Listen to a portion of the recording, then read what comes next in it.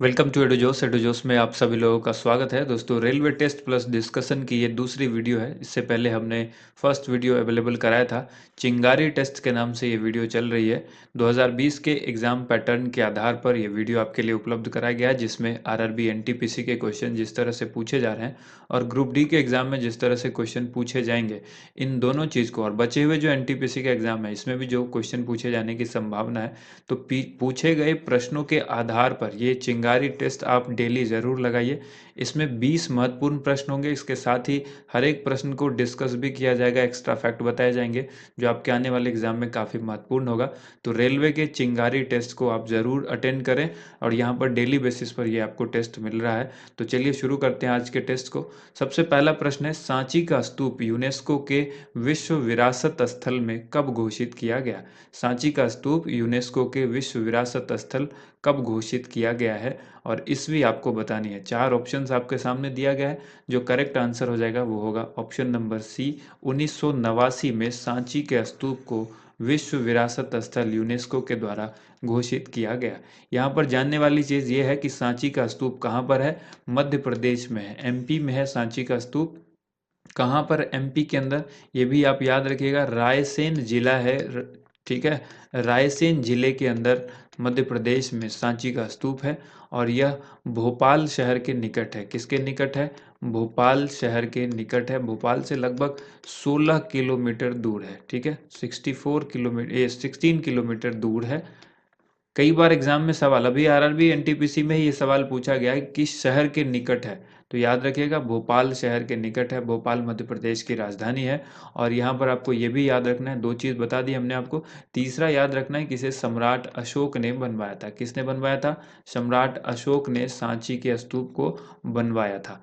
बढ़ते हैं अगले क्वेश्चन की तरफ। अगला प्रश्न यहाँ पर है, निम्नलिखित में से किसने 1909 में भारतीय राष्ट्रीय कांग्रेस के लाहौर अधिवेशन की अध्यक्षता की थी? 1909 में जो लाहौर अधिवेशन हुआ था उसकी अध्यक्षता किसने की थी? तो भारतीय राष्ट्रीय कांग्रेस के 1909 के राष्ट्रीय जो लाहौर अधिवेशन हुआ था इसकी अध्यक्षता की थी मदन मोहन मालवीय ने।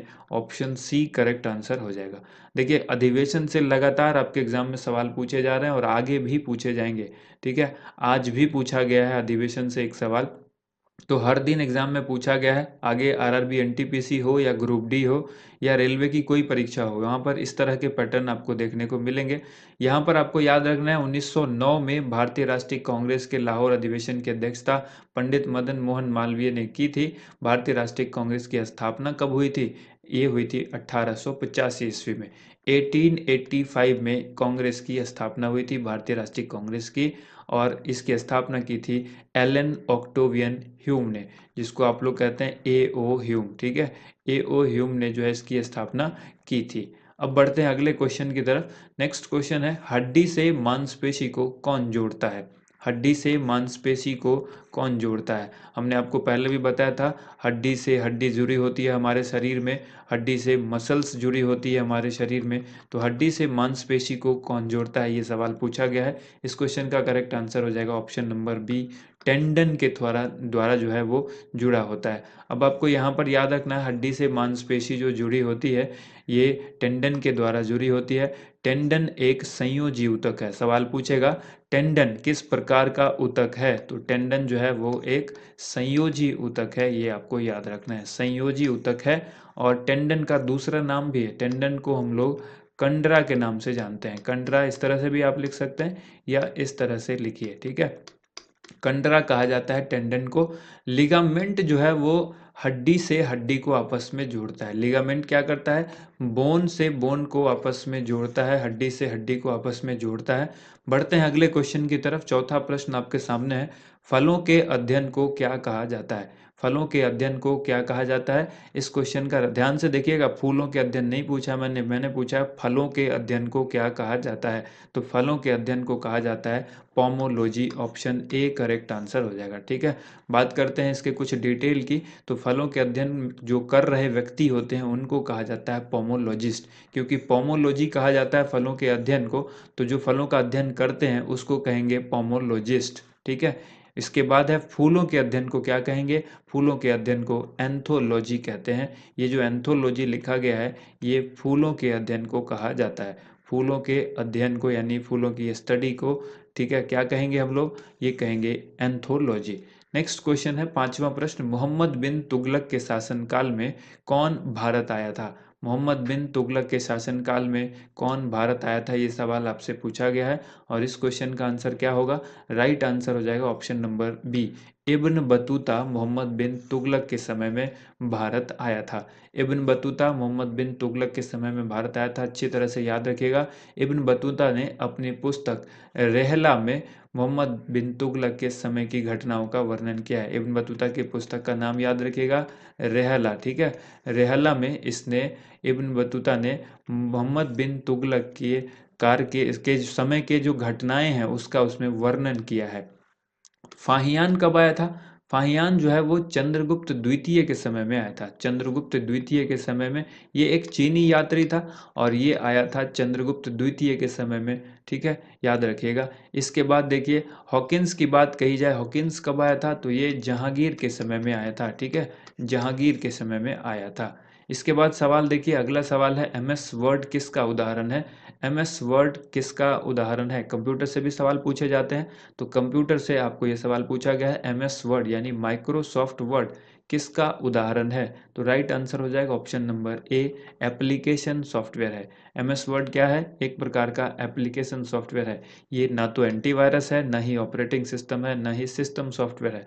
ऑपरेटिंग सिस्टम में क्या होता है? ऑपरेटिंग सिस्टम हमारे एमएस डॉस कहलाता है, ऑपरेटिंग सिस्टम हमारा विंडोज़ कहलाता है, ऑपरेटिंग सिस्टम हमारा लिनक्स कहलाता है, ऑपरेटिंग सिस्टम हमारा यूनिक्स कहलाता है। ये सब क्या है? ऑपरेटिंग सिस्टम है।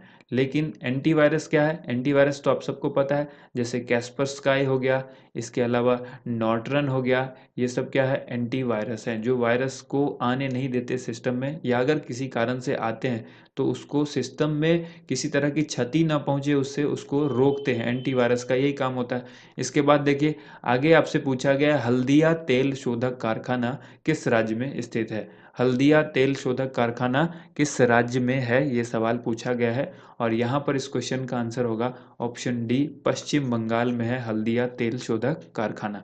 यहाँ पर इस सवाल में आपको ये भी जानना है कि यहाँ पर एक तेल कंपनी है जो काम करती है, वो Indian oil corporation limited. Haldia तेल शोधक कारखाने में कौन सी कंपनी के अंदर ये काम होता है? यहाँ पर इंडियन ऑयल कॉरपोरेशन लिमिटेड। और हल्दिया कहाँ पर है? ये हल्दिया तेल शोधक कारखाना पश्चिम बंगाल में, हल्दिया एक जगह है वहाँ पर स्थित है। इसके बाद देखिए आपसे सवाल पूछा गया है, चक्रवात के लिए कौन सा शब्द चीन सागर और प्रशांत महासागर में इस्तेमाल होता है?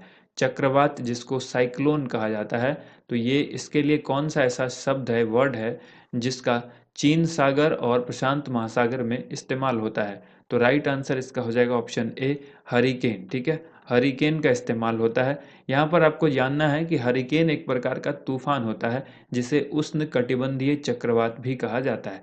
उष्ण कटिबंधीय चक्रवात, हरिकेन को क्या कहते हैं? उष्ण कटिबंधीय चक्रवात, जो कि एक प्रकार का तूफान है। टाइफून एक कम दबाव वाला ऐसा तूफान है जो समुंदर के गर्म इलाकों से उठता है। अगर टाइफून के बारे में बात करें तो टाइफून एक कम दबाव वाला यानी कम प्रेशर वाला, लो प्रेशर वाला एक ऐसा तूफान है जो समुंदर के गर्म इलाकों से उठता है। और ये जो उष्णकटिबंधीय चक्रवात है ये हरिकेन है, जो कि जिसको हम लोग ट्रॉपिकल साइक्लोन भी कहते हैं। इसके बाद अगला सवाल आपसे पूछा गया है, कुतुब मीनार की ऊंचाई कितनी है?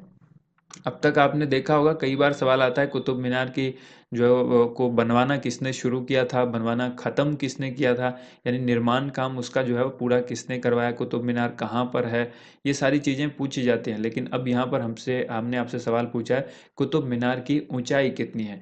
तो कुतुब मीनार की ऊंचाई फीट में दी गई है आपको यहाँ पर। आंसर इसका हो जाएगा ऑप्शन डी, 238 फीट ऊंची है कुतुब मीनार। यहाँ पर इस क्वेश्चन में आपको याद रखना है कुतुब मीनार कहाँ पर है, दिल्ली के मेहरौली में स्थित है। इसका निर्माण कुतुबुद्दीन ऐबक ने शुरू करवाया था। किसने शुरू करवाया था? कुतुबुद्दीन ऐबक ने। और निर्माण कार्य जो है वो कंप्लीट किसने करवाया? इल्तुतमिश ने करवाया था। और यही क्वेश्चन जो है एक दिन पूछा गया है आरआरबी के एग्जाम में, ठीक है, किसने निर्माण कार्य पूरा करवाया? तो देखिए पूरा करवाया इल्तुतमिश में। अगर ऑप्शन इल्तुतमिश नहीं होता है फिर आप आंसर करिएगा कुतुबुद्दीन ऐबक, ठीक है, और क्वेश्चन की भाषा को जरूर समझिएगा क्या पूछा गया है। नेक्स्ट क्वेश्चन यहाँ पर है, निम्नलिखित में से कौन सी अंतरराष्ट्रीय टेनिस खेल प्रतियोगिता घास के मैदान में खेली जाती है?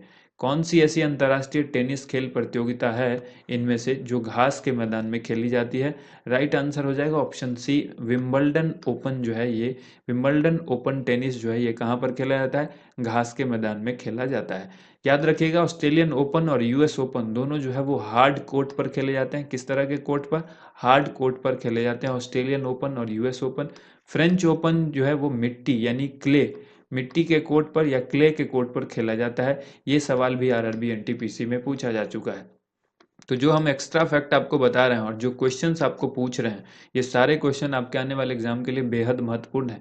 इसलिए वीडियो को लास्ट तक देखिएगा और डेली देखने की आदत डाल लीजिएगा, क्योंकि जब तक ग्रुप डी का एग्जाम होता रहेगा, जब तक ये टेस्ट सीरीज चलती रहेगी, अगर आप इसे ज़्यादा से ज़्यादा प्यार देंगे तो मेरा उत्साह बढ़ेगा, यानी इस पर ज़्यादा से ज़्यादा लाइक शेयर होना चाहिए ताकि हम इस वीडियो को कंटिन्यू बनाए रखें। ठीक है, विंबलडन घास के मैदान पर जो खेला जाता है वो कौन सा है? विंबलडन, जो घास के मैदान पर खेला जाता है, ये तो हमने आपको पहले ही बताया। और जो दो चीज़ें आपको याद रखनी है, ऑस्ट्रेलियन ओपन और यूएस ओपन, ये हार्ड कोर्ट पर खेले जाते हैं। फ्रेंच ओपन जो है वो मिट्टी के कोर्ट पर यानी क्ले के कोर्ट पर खेला जाता है। इसके बाद सवाल है, संसद किसके बिना काम नहीं कर सकती? संसद इनमें से किसके बिना काम नहीं कर सकती? लोकसभा के अध्यक्ष के बिना, लोकसभा के उपाध्यक्ष के बिना, उपराष्ट्रपति के बिना, या फिर संसद के सदस्य के बिना? तो देखिए राइट आंसर हो जाएगा ऑप्शन डी, संसद के सदस्य ही नहीं होंगे तो फिर संसद का महत्व क्या है? तो संसद के सदस्य के बिना संसद नहीं काम कर सकती, नहीं कर चल सकती। ठीक है, तो ये काम नहीं कर सकती। राइट आंसर हो गया ऑप्शन डी। यहाँ पर याद रखना है, भारतीय संसद में राष्ट्रपति तथा दो सदन होते हैं। वो दो सदन राज्यसभा और लोकसभा होते हैं। ठीक है, लोकसभा को लोगों का सदन कहा जाता है और राज्यसभा को राज्यों की परिषद कहा जाता है। तो भारतीय संसद जो है वो किससे मिलकर बनी है, ये सवाल अगर पूछा जाए तो आप आंसर क्या करेंगे? राष्ट्रपति, लोकसभा और राज्यसभा से मिलकर बनी है भारतीय संसद। राष्ट्रपति के पास संसद के दोनों में से किसी भी सदन को बुलाने का या उसको स्थगित करने अथवा लोकसभा को भंग करने की शक्ति होती है। किसके पास होती है? राष्ट्रपति के पास होती है। दोनों सदनों की संयुक्त बैठक की अध्यक्षता कौन करते हैं? ये सवाल भी बहुत बार पूछा जा चुका है। दोनों सदनों की संयुक्त बैठक की अध्यक्षता लोकसभा के अध्यक्ष करते हैं, जिनको हम लोग स्पीकर कहते हैं। ठीक है, स्पीकर करते हैं। इसके बाद देखिए अगला सवाल पूछा गया है, निम्नलिखित में से कौन सी पुस्तक हरिवंश राय बच्चन के द्वारा लिखी गई है? ये चार पुस्तकें आपके सामने दी गई हैं। हरिवंश राय बच्चन जो कि अमिताभ बच्चन के पिताजी हैं, ठीक है, पिताश्री हैं, इनका आपसे पूछा गया है कि इनकी कौन सी पुस्तक हरिवंश राय के द्वारा, बच्चन के द्वारा जो है वो लिखी गई है? तो राइट आंसर हो जाएगा सतरंगिनी, ऑप्शन डी करेक्ट आंसर होगा। हरिवंश राय बच्चन हिंदी भाषा के एक कवि और लेखक थे। बच्चन हिंदी कविता के उत्तर छायावत काल के प्रमुख कवियों में से एक हैं। ठीक है, एक थे, आप ये तो वर्तमान में अब हमारे पास नहीं है, हमारे बीच मौजूद नहीं है, इसलिए थे लिखना होगा। उनकी सबसे प्रसिद्ध कृति मधुशाला याद रखना है। मधुशाला किनकी है? मधुशाला हरिवंश राय बच्चन की है, ये याद रखिएगा, कई बार एग्जाम में पूछा गया है। भारतीय फिल्म उद्योग के प्रख्यात अभिनेता अमिताभ बच्चन उनके सुपुत्र हैं, जैसा कि हमने आपको पहले बताया कि अमिताभ के पिता का नाम है हरिवंश राय बच्चन। ठीक है, इसके बाद सवाल आपसे पूछा गया है, किस राज्य में पुरुषों की संख्या महिलाओं से कम है? किस राज्य के अंदर पुरुषों की संख्या महिलाओं से कम है? 2011 की जनगणना के अनुसार आपको बताना है। 2011 की जनगणना के हिसाब से ये बताना है कि किस राज्य में पुरुषों की संख्या महिलाओं से कम है। ये सवाल का आंसर हो जाएगा ऑप्शन ए केरल। ठीक है, ऑप्शन ए केरल इसका राइट आंसर हो जाएगा। यानी यहाँ पर महिला की संख्या जो है वो ज़्यादा है पुरुषों के मुकाबले, यानी जो लिंगानुपात है वो ज़्यादा है यहाँ पर। 2011 की जनगणना के अनुसार केरल में लिंगानुपात 1084 है। लिंगानुपात का मतलब क्या हुआ? अगर 1084 हमने आपको बोला कि लिंगानुपात है, ठीक है, तो इसका मतलब क्या हुआ? लिंगानुपात का मतलब हो गया कि प्रति 1000 पुरुषों में, प्रति 1000 पुरुषों में महिलाओं की संख्या, जो महिला हैं इनकी संख्या कितनी है? तो 1000 पुरुषों में महिलाओं की संख्या 1084, यही लिंगानुपात हो गया। अगर कहीं पर 1000 पुरुषों के अंदर ये जो संख्या है इसके बदले में वहाँ पर महिला की संख्या 900 है, तो फिर ये यहाँ का लिंगानुपात हो गया 900। ठीक है, यानी प्रति 1000 पुरुषों पर कितनी महिलाएं हैं, ये लिंगानुपात होता है। राज्यों में सबसे कम लिंगानुपात कहाँ का है? हरियाणा राज्य का है, जो कि 877 है। यानी यहाँ 1000 पुरुषों पर 877 ही महिलाएं हैं। और 2011 की जनगणना के अनुसार अगर देश में लिंगानुपात बताएं, पूरे भारत के अंदर जो सबको जोड़ दें, सभी भी महिलाएं और सभी पुरुष को जोड़ा जाए, इसके बाद बताया जाए कि यहाँ पर लिंगानुपात कितना है, तो 943 है। यानी 1000 पुरुष अगर हैं पूरे देश के अंदर, तो वहाँ पर महिला जो है वो 943 है। ठीक है, ये क्यों हो रहा है ऐसा? क्योंकि कई बार आपने सुना होगा बीते कुछ वर्षों में, कई वर्षों पहले जब ये कानून नहीं बना था कि भ्रूण हत्या, उस वक्त भ्रूण हत्या था और उसका जो कानून नहीं बना था, तो काफ़ी भ्रूण हत्या होती थी। यानी बच्चे को जन्म देने से पहले ही उसे मार दिया जाता था। ठीक है, अगर वो लड़की है ये पता लगाया जाता था अल्ट्रासाउंड के द्वारा। ठीक है, डॉक्टरों के द्वारा ये पता लग जाता था। आज भी पता लग सकता है, लेकिन अब ये कानूनन जुर्म है, इसलिए कोई पता नहीं लगा सकता। ठीक है, ना डॉक्टर लगा सकता है, ना घर के कोई व्यक्ति लगा सकते। तो इसलिए अब इस पर जो है वो रोक लगी है और धीरे धीरे लिंगानुपात बढ़ रहा है। तो यहाँ पर अगला प्रश्न यहाँ पर पूछा गया है, क्राई किसका संक्षिप्त रूप है? क्राई ये एक योजना भी कह लें या फिर ये एक प्रकार का एनजीओ है। तो आप यहाँ बताइए कि क्राई जो है वो किसका संक्षिप्त रूप है। और ये क्वेश्चन भी आरआरबी में पूछा जा चुका है, एनटीपीसी में। ठीक है, तो इसी बार पूछा गया 2020 के एग्जाम में। तो आरआरबी एनटीपीसी के इन सभी क्वेश्चन को अच्छी तरह से आपको याद रखना है। क्राई का संक्षिप्त रूप जो है वो पूछे, किसका संक्षिप्त रूप है? राइट आंसर हो जाएगा option C, child relief and you. ठीक है, चाइल्ड रिलीफ एंड यू। इसमें आपको दो चीज याद रखनी है कि इसका दो फॉर्म होता है, एक है चाइल्ड राइट्स एंड यू, ठीक है, और एक है चाइल्ड रिलीफ एंड यू। ये दोनों ही एनजीओ है, याद रखिएगा। आगे देखिए, भारत का कौन सा उपग्रह 1997 में निष्क्रिय घोषित कर दिया गया? भारत का कौन सा सैटेलाइट 1997 में निष्क्रिय घोषित कर दिया गया? और ऑप्शंस में आपके दिया गया है INSAT 2C, INSAT 1C, INSAT 2D और इनसेट 1D। करेक्ट आंसर हो जाएगा ऑप्शन सी, इनसेट 2D। इनसेट 2D को जो है 1997 में निष्क्रिय घोषित कर दिया गया। इसे फ्रेंच गुयाना से लॉन्च किया गया था। कहाँ से? फ्रेंच गुयाना से इसरो के द्वारा लॉन्च किया गया था। इसरो के द्वारा ही यह निर्मित है। इसरो ने इसको फ्रेंच गुयाना से लॉन्च करवाया था और यह एक संचार उपग्रह था, यानी कम्युनिकेशन सैटेलाइट था। कम्युनिकेशन सैटेलाइट कहते हैं संचार उपग्रह को, तो ये एक संचार उपग्रह था। इसके बाद आपसे सवाल पूछा गया, हाल ही में सुप्रीम कोर्ट ने इंटरनेट को किस अनुच्छेद से जोड़ा है? इंटरनेट को किस अनुच्छेद के अंतर्गत अब रखा गया है? क्योंकि ये एक ज़रूरत है, आप इसको कोई रोक नहीं सकता। जो हमारी ज़रूरत की चीज़ है उस पर कोई भी प्रतिबंध नहीं लगा सकता। तो ये सुप्रीम कोर्ट ने इंटरनेट को किस अनुच्छेद से जोड़ा है? राइट आंसर इस क्वेश्चन का हो जाएगा ऑप्शन नंबर डी, अनुच्छेद 19 से जोड़ा है। इंटरनेट का उपयोग करने का अधिकार अनुच्छेद 19 एक ए के तहत एक मौलिक अधिकार है। ठीक है, हमारे मौलिक अधिकार को हमसे कोई नहीं छीन सकता। तो ये आर्टिकल 19 बतलाता है। 19 एक ए के अंतर्गत जो है ये इंटरनेट को रखा गया है। 19 एक के तहत हमारे कुछ मौलिक अधिकार हैं जिन्हें हमसे कोई छीन नहीं सकता। अनुच्छेद 19 एक ए में सभी नागरिकों को अभिव्यक्ति की स्वतंत्रता का अधिकार है और इसी में जो है इंटरनेट को रखा गया है। अनुच्छेद 19 एक बी की बात करें तो बिना हथियार किसी भी जगह पर शांतिपूर्वक इकट्ठा होने का अधिकार भी है, जो लोग आए दिन आंदोलन के रूप में इस्तेमाल करते हैं। ठीक है, यानी किसी भी चीज़ का विरोध करने का अधिकार है, तो बिना हथियार होना चाहिए, शांतिपूर्व होना चाहिए, और ये 19 एक बी के अंतर्गत है। तो याद रखिएगा, बहुत ही अच्छी चीज़ है, ये बहुत अच्छा सवाल है, ये आपसे आने वाले दिनों में पूछा जा सकता है। नेक्स्ट क्वेश्चन है, राष्ट्रीय मानवाधिकार आयोग नेशनल ह्यूमन राइट्स कमीशन की स्थापना कब हुई थी? एनएचआरसी की स्थापना कब की गई थी? करेक्ट आंसर हो जाएगा ऑप्शन नंबर ए, 1993 में राष्ट्रीय मानवाधिकार आयोग की स्थापना की गई थी। यह एक स्वायत्त विधिक संस्था है। इसकी स्थापना 12 अक्टूबर 1993 में की गई थी। डेट भी याद रखिएगा, 12 अक्टूबर 1993। इसका जो हेडक्वार्टर यानी मुख्यालय है वो न्यू दिल्ली में है। कहाँ पर है? न्यू दिल्ली में है। और इसके अध्यक्ष वर्तमान में कौन है? इसके अध्यक्ष का नाम है एच.एल. दत्तू। एच.एल. दत्तू इसके वर्तमान में अध्यक्ष हैं।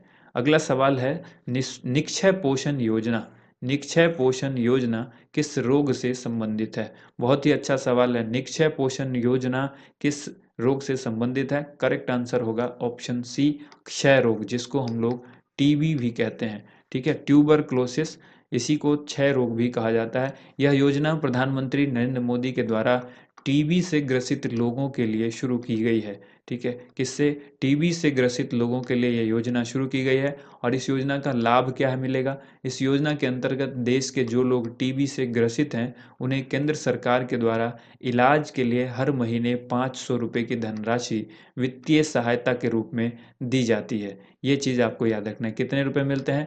500 रुपये प्रति माह के रूप में 6 महीने तक मिलता है। ठीक है, ये याद रखना है। अगला सवाल पूछा गया है, सरकारिया समिति का संबंध निम्नलिखित में से किससे था? सरकारिया समिति का संबंध निम्न में से किससे था? ये 4 ऑप्शंस में से करेक्ट आंसर आपको बताना है। करेक्ट आंसर हो जाएगा ऑप्शन नंबर डी, केंद्र और राज्य संबंध से सरकारिया समिति यानी सरकारिया आयोग का जो है वो संबंध है। सरकारिया आयोग का गठन कब हुआ था? 1983 में। 1983 में जून के महीने में सरकारी आयोग का गठन किया गया था और इसके अध्यक्ष सर्वोच्च न्यायालय के सेवानिवृत्त न्यायाधीश न्यायमूर्ति रंजीत सिंह सरकारिया थे। इन्हीं के नाम पर जो है ये सरकारिया आयोग या सरकारिया समिति आप कहें, ये रखा गया था। तो सरकारिया आयोग का गठन किन के नाम पर? सर्वोच्च न्यायालय के सेवानिवृत्त न्यायाधीश, जिनका नाम याद रखना है, रंजीत सिंह सरकारिया, इनके नाम पर गठन कब हुआ था? 1983 जून के महीने में। इसके बाद देखिए सवाल पूछा गया है, हॉर्नबिल महोत्सव भारत के किस राज्य में पहली बार साल 2020 में आयोजित किया गया है? बहुत ही इंपॉर्टेंट सवाल है। आप इसको अचानक एक ही बार मत सोचिएगा कि हॉर्नबिल मनाया जाता है कहाँ, बस वो करेक्ट आंसर मार दिया। ऐसा बिल्कुल भी नहीं करना है। सवाल को अच्छी तरह से पढ़िए। हॉर्नबिल महोत्सव, इसीलिए मैंने ये सवाल यहाँ पर आपको कंफ्यूज करने के लिए दिया है। हॉर्नबिल महोत्सव भारत के किस राज्य में पहली बार 2020 में आयोजित किया गया है? ये पहली बार उस राज्य में आयोजित किया गया है। आपको कमेंट करके इस क्वेश्चन का आंसर भी बताना है। तो चलिए इस क्वेश्चन का राइट आंसर देख लेते हैं। ऑप्शन बी, त्रिपुरा में मनाया गया है। हालांकि आप सबको पता है हॉर्नबिल जो है वो नागालैंड का फेस्टिवल है। हॉर्नबिल कहाँ का है? नागालैंड का त्यौहार है, लेकिन इस साल यह त्रिपुरा राज्य में भी आयोजित किया गया है। ठीक है, त्रिपुरा में भी मनाया गया है। ये पहली बार त्रिपुरा में हॉर्नबिल मनाया गया, इसीलिए ये सवाल इंपॉर्टेंट होता है। इसके बाद आपको याद रखना है कि भारत के नागालैंड राज्य में एक और त्यौहार मनाया जाता है, मोआत्सु। ठीक है, मोआत्सु त्यौहार जो है वो नागालैंड में मनाया जाता है। और ये सवाल आरआरबी एनटीपीसी के एग्जाम में 2020 में 2020-21 वाले इस एग्जाम में पूछा जा चुका है। मोआत्सु जो है वो कहाँ का त्यौहार है? तो ये नागालैंड में मनाया जाता है, ये मोआत्सु महोत्सव। ठीक है, इसका आयोजन नागालैंड में किया जाता है। उम्मीद करते हैं आप सभी को वीडियो पसंद आई होगी। वीडियो में ज़्यादा से ज़्यादा लाइक होना चाहिए। Thank you so much. आप सभी लोगों का वीडियो देखने के लिए बहुत बहुत धन्यवाद।